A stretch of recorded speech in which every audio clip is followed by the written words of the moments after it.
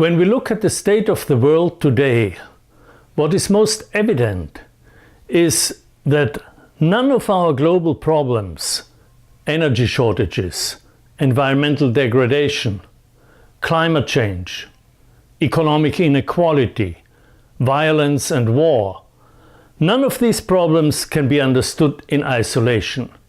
They are systemic problems, which means that they're all interconnected and interdependent.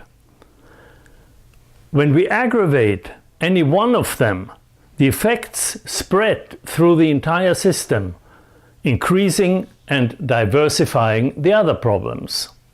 In this video, I shall show you how this dynamic, if not understood, will make it very hard to reach the Sustainable Development Goals.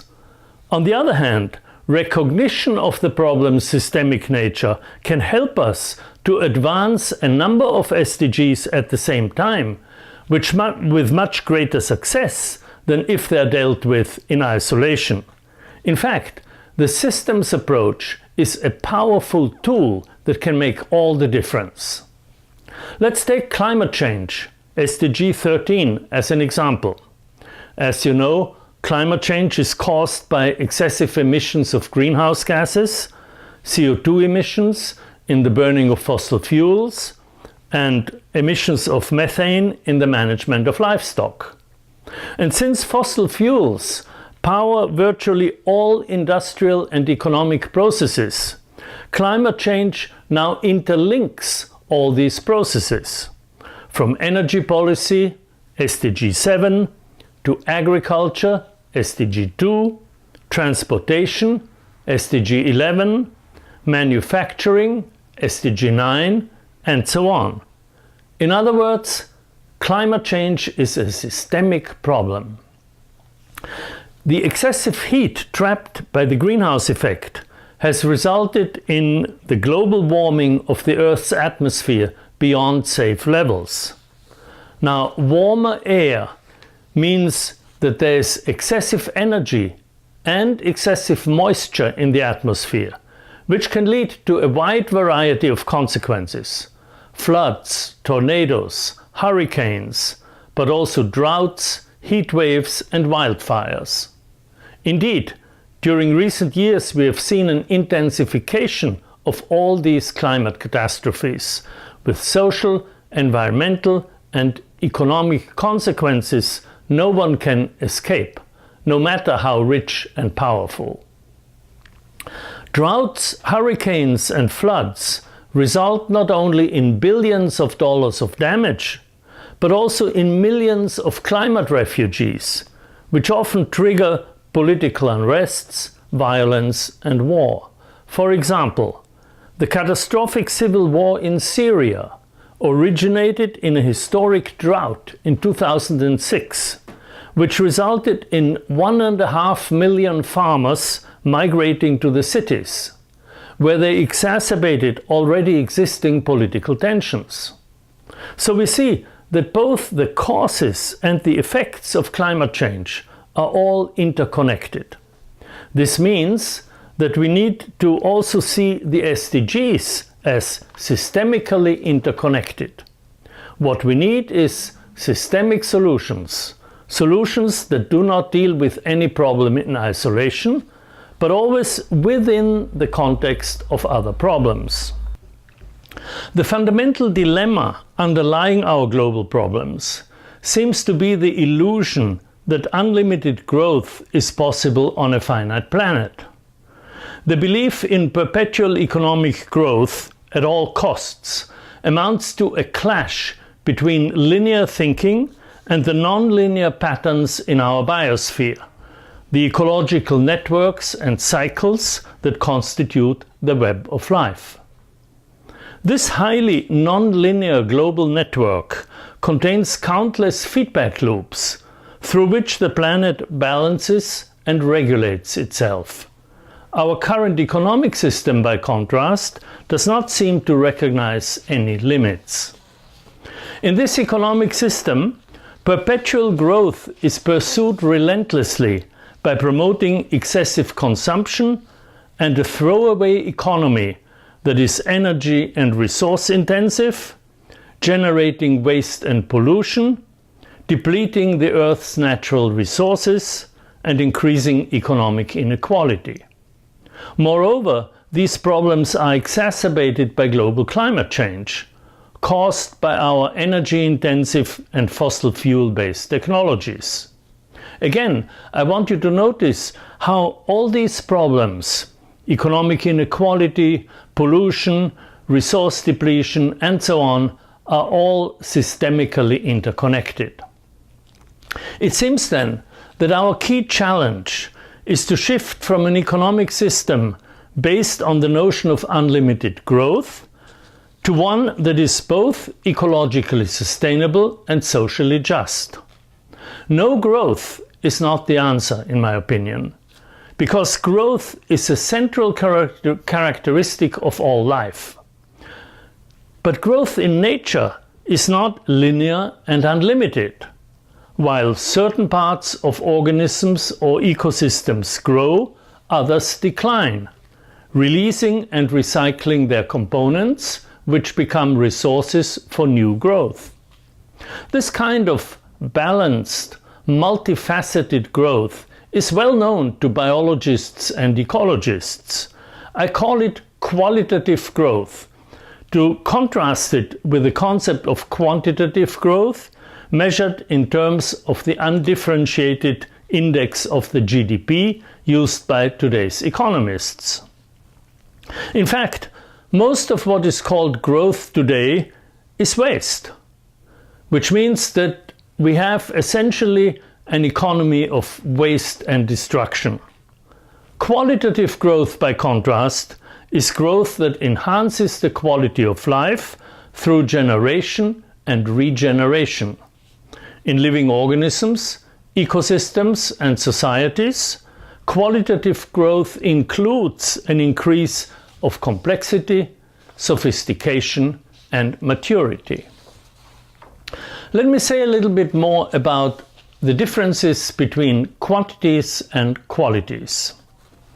The qualities of a complex system are properties of the system that none of its parts exhibit. Quantities, like, for example, mass or energy, tell us about the properties of the parts, and their sum total is equal to the corresponding property of the whole, for example, the total mass or total energy. Qualities, by contrast, like health, wealth, equality, resilience, justice, peacefulness, participation, to mention just a few that are directly related to the SDGs. Qualities cannot be expressed as a sum of properties of the parts. They arise from processes and patterns of relationships among the parts. And therefore, we cannot understand the nature of complex systems such as organisms, ecosystems, or economies if we try to describe them in purely quantitative terms. Quantities can be measured. Qualities need to be mapped. So what we need to assess the successful implementation of the SDGs, including the health of an economy, are qualitative indicators of poverty, SDG 1, health, SDG 3, equity, SDGs 10 and 16, education, SDG 4, and so on. None of which can be reduced to money coefficients or aggregated into a simple number. All of them relate to society, the economy, and the environment, the three aspects that connect all of the goals. Indeed, several economic indicators of this kind have recently been proposed. They are discussed extensively on the website of the European organization Beyond GDP. So we need to qualify growth. Instead of assessing the state of the economy in terms of the crude quantitative measure of GDP, we need to distinguish between good growth and bad growth, and then increase the former and decrease the latter. Now, from an ecological point of view, the distinction between good growth and bad growth is obvious. Bad growth is growth of production processes and services that externalizes social and environmental costs, thereby harming local communities and damaging the environment without necessarily being aware of the full extent of the problems one is creating. Bad growth is based on fossil fuels, involves toxic substances, depletes our natural resources, and degrades the Earth's ecosystems. Good growth is the opposite of all that. It is growth of more efficient production processes and services that involve renewable energies, zero emissions, continuing recycling of natural resources, support of local communities, and restoration of the Earth's ecosystems. As you know, many UN member states are seriously exploring and implementing these approaches. Now, the focus on qualitative growth is fully consistent with a new conception of life that has emerged in science over the past 30 years. At the forefront of contemporary science, the universe is no longer seen as some kind of machine composed of elementary building blocks. We have discovered that the material world ultimately is a network of inseparable patterns of relationships. That the planet as a whole is a living, self-regulating system. The view of the human body as a machine and of the mind as a separate entity is now being replaced by one that sees not only the brain, but also the immune system, the bodily tissues, in fact every single cell, as a living cognitive system. Evolution is no longer seen as a competitive struggle for existence, but rather as some kind of cooperative dance in which creativity and the constant emergence of novelty are the driving forces. And with a new emphasis on complexity, networks, and patterns of organization, a new science of qualities is slowly emerging. During the last 30 years, I developed a synthesis of this new understanding of life, a conceptual framework that integrates 4 dimensions of life: the biological dimension, the cognitive, the social, and the ecological dimension. I presented summaries of this framework as it evolved in several books. My final synthesis is published in a textbook titled The Systems View of Life and published by Cambridge University Press. It is co-authored by Pierluigi Luisi, professor of biochemistry in Rome.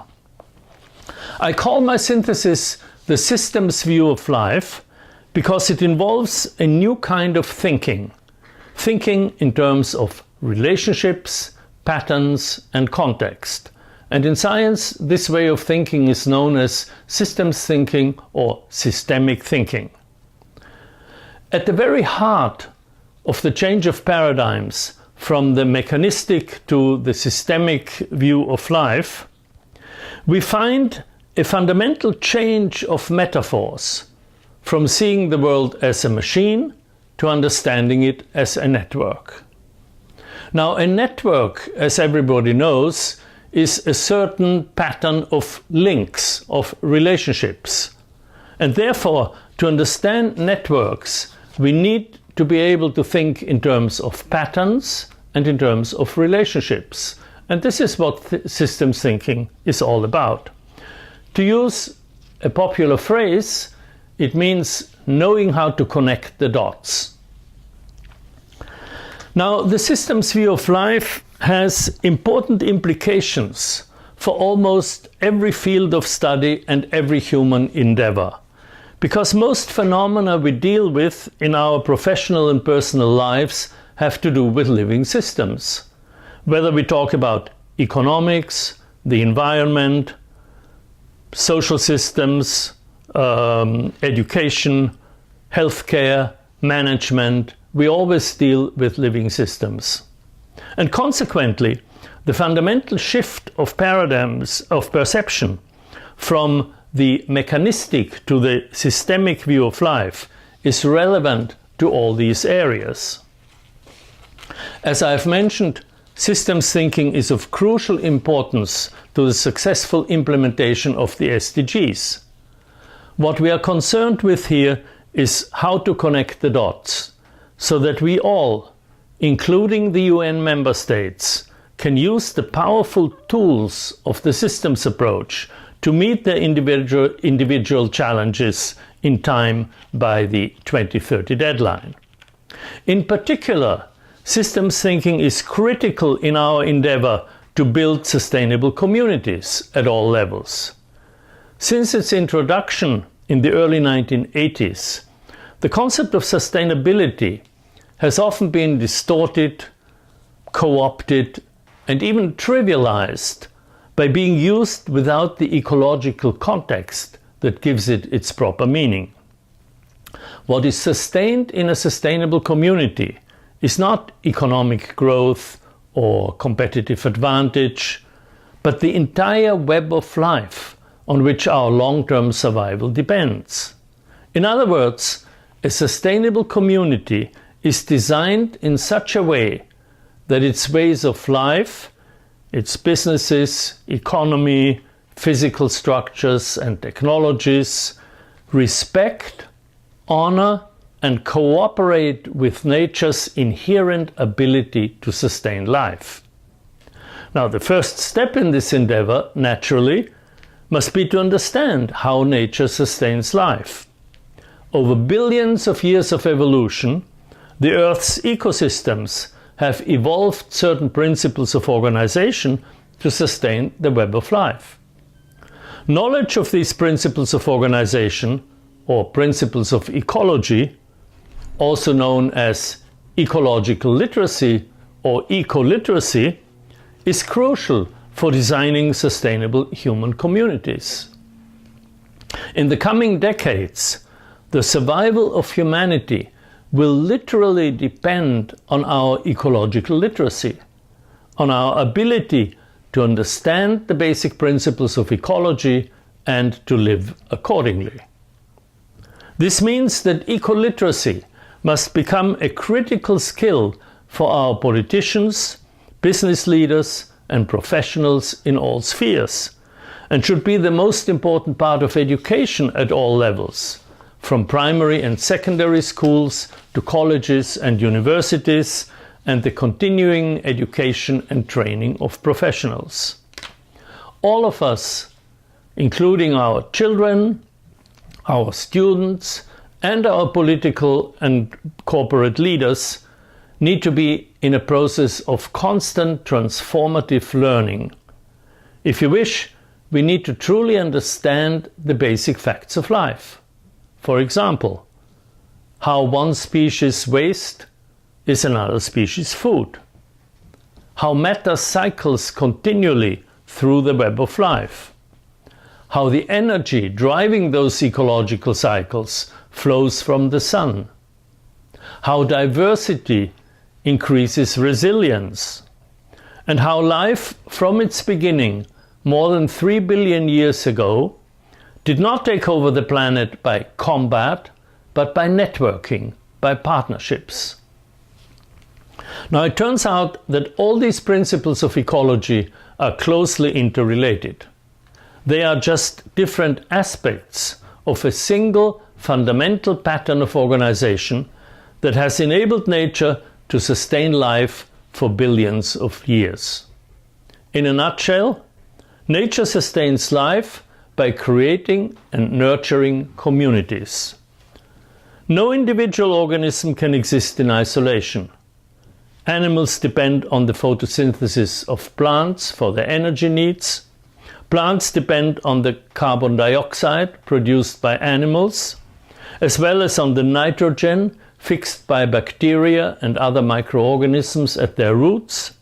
And together, plants, animals, and microorganisms regulate the entire biosphere and maintain the conditions conducive to life. These patterns of organization are of central importance to sustain the entire community of life, including human life. So we see that sustainability is not an individual property, but a property of an entire web of relationships. It always involves a whole community. This is the profound lesson we need to learn from nature. The way to sustain life is to build and nurture communities from local to global levels. Now I want to come back to the heart of the matter. The realization that the major problems of our time are systemic problems, all interconnected and interdependent. This means that they require corresponding systemic solutions, solutions that do not solve any problem in isolation, but rather within the context of the other problems. Let me give you an example of a systemic solution par excellence, and this is from the field of agriculture. If we changed from our chemical, large-scale industrial agriculture to organic, community-oriented, sustainable farming, this would contribute significantly to solving a whole array of big problems. It would greatly reduce our energy dependence related to SDG 7, because we are now using, at least in the United States, 20% of our fossil fuels to grow, process and transport food. The healthy, organically grown food would hugely improve public health, SDG 3, because many chronic diseases, heart diseases, stroke, diabetes and so on, are directly linked to our diet. Organic farming would also contribute significantly to alleviating climate change, SDG 13. Why? Because an organic soil is rich in carbon, which means that it draws down CO2 from the atmosphere and locks it up in organic matter. Alleviating climate change, in turn, will reduce the number of people whose lives are uprooted by disasters as houses, livelihoods and infrastructures are swept away, and therefore will reduce the global flows of climate refugees.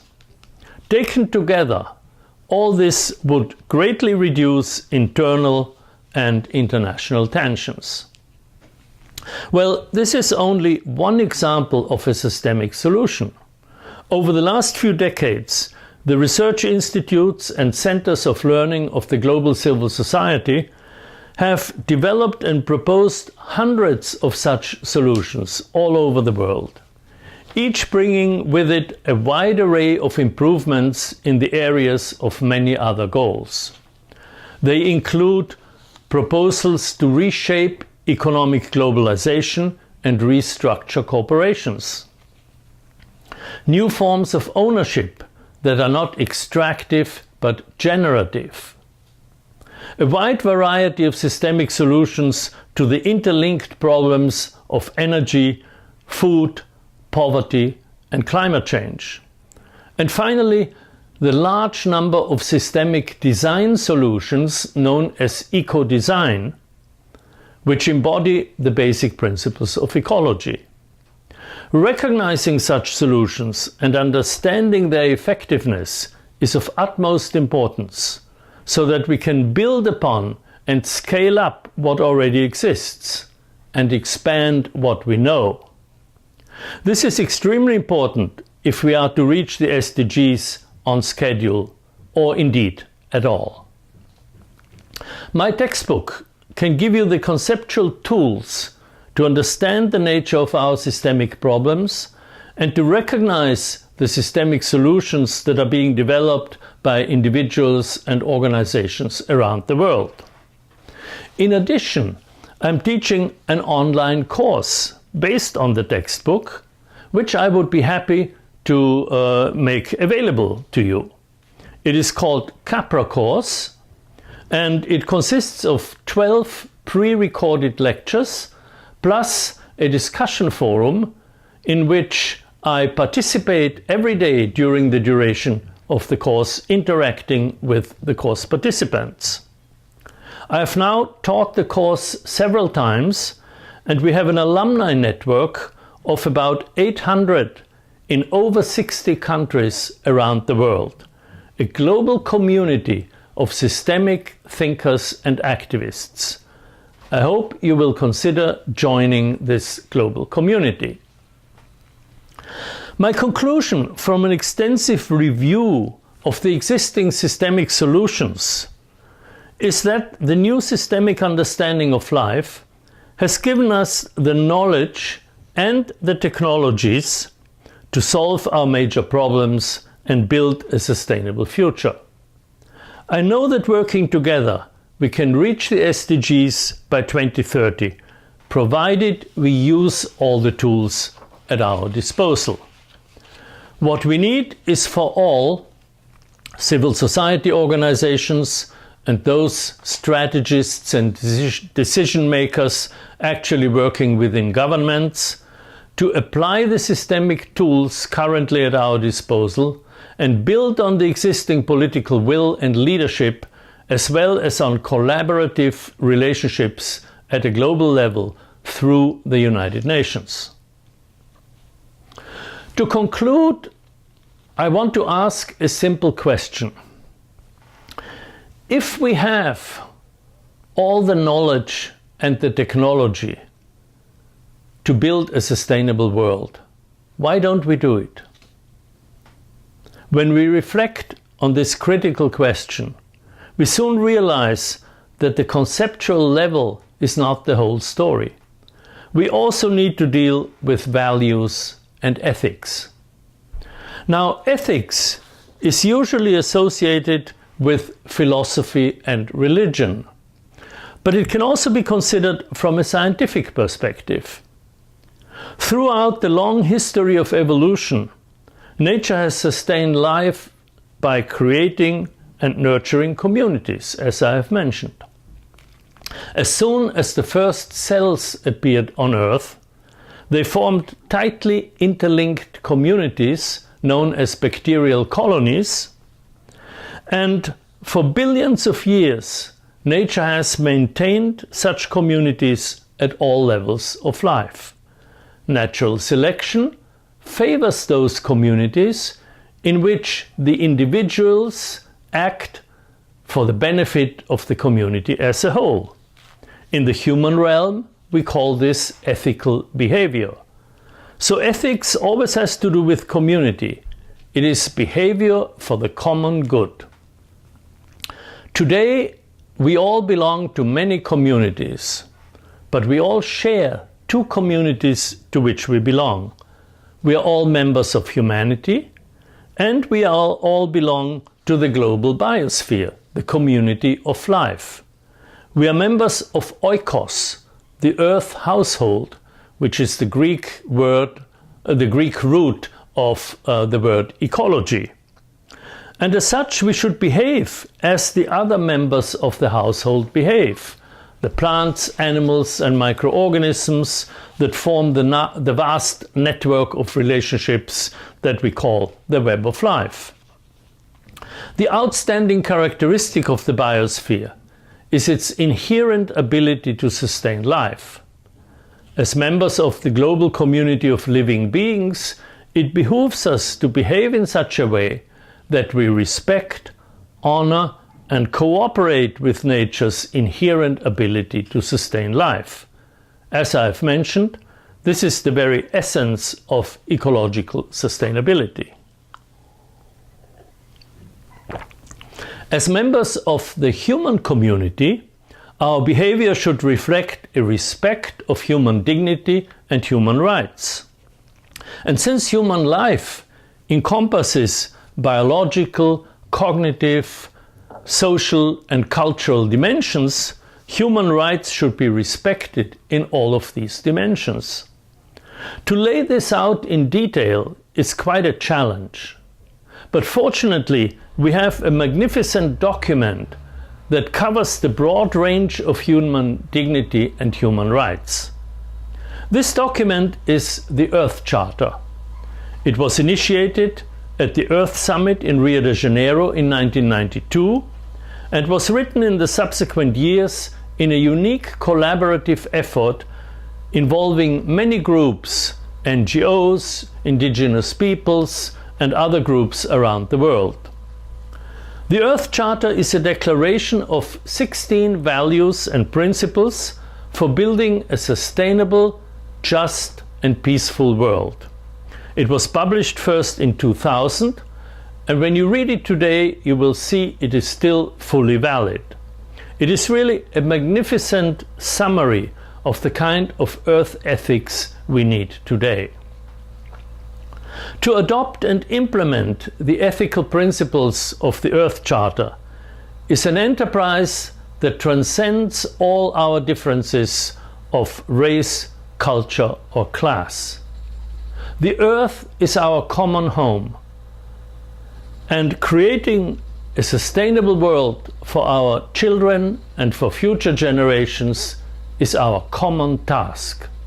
Thank you.